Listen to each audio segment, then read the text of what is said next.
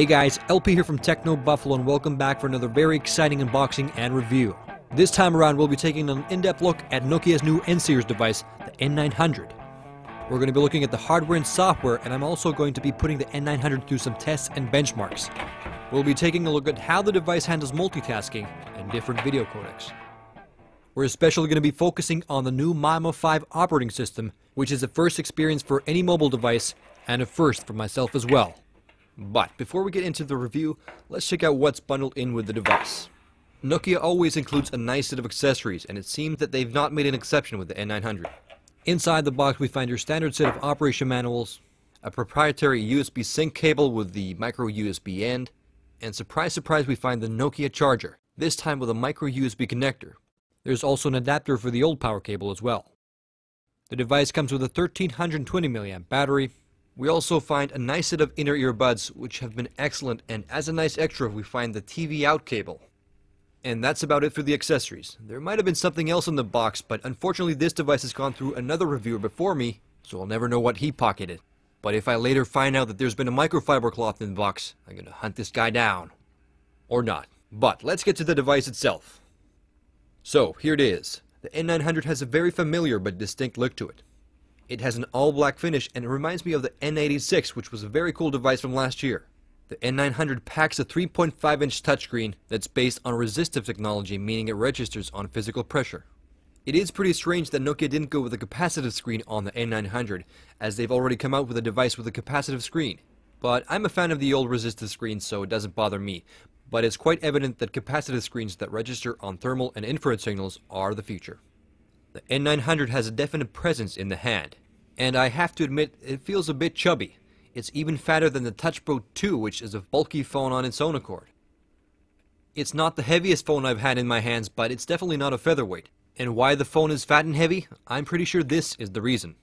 The N900 has a 3-row QWERTY keyboard that pops out with a bang. The mechanism itself is very solid, but it leaves very little space for the actual keys. There's only 3 rows of keys, so no dedicated row of keys for the numbers, which is a slight disappointment.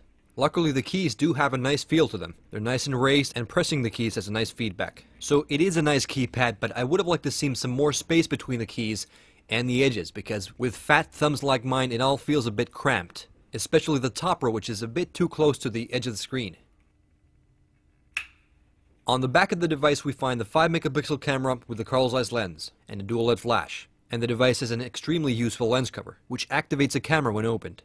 There's also a stand mechanism if you want to use your $600 device as a picture frame.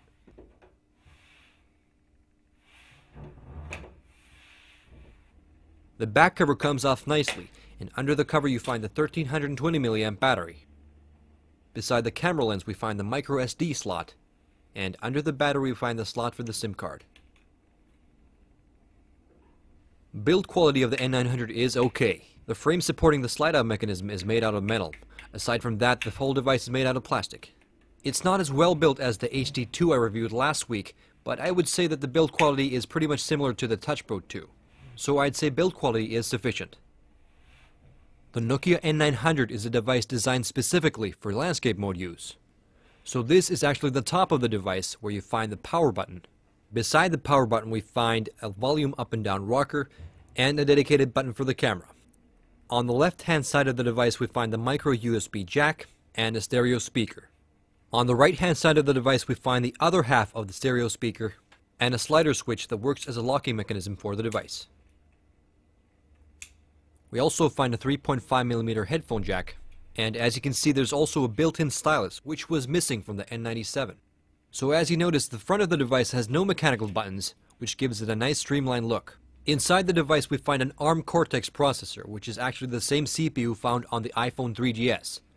The processor is clocked at 600 MHz and the device has 256 MB of RAM, and it also uses 768 MB of virtual memory. The N900 comes packing with a whopping 32 GB of storage, which puts my 8 GB microSD card to shame. Okay, let's fire up the device and check out the MIMO interface. There's my pin code if you want to steal my phone, and if you watch my Nokia N97 review, you might remember that I wasn't too impressed with the old and outdated Symbian operating system, and it was pretty obvious that it was time for a change.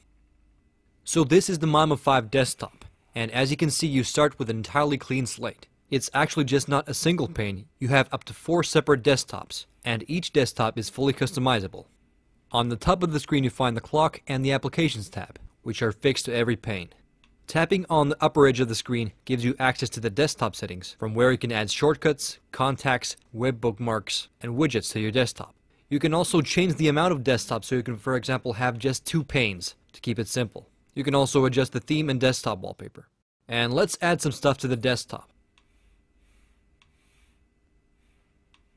I'm more of a Twitter guy than a Facebook guy, but let's add a Facebook widget.